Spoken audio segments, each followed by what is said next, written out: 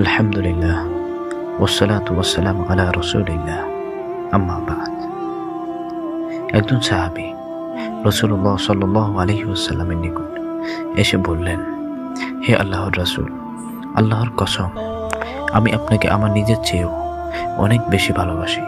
আমার পরিবার, পরিজন ও সন্তানের চেয়েও বেশি ভালোবাসি।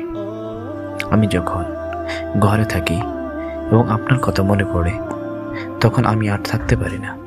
অবিলম্বে এসে আপনাকে দেখতে মন চায়। কিন্তু যখন আমার মৃত্যু ও আপনার মৃত্যুর কথা মনে করি, তখন বুঝতে পারি আপনি জান্নাতে নবীদের সর্বোচ্চ মর্যাদায় থাকবেন। আর আমি যদিও জান্নাতে যাই, তখনও আশঙ্কা করি আপনার সাক্ষাৎ পাব না। রাসূলুল্লাহ সাল্লাল্লাহু আলাইহি ওয়াসাল্লাম চুপ রইলেন।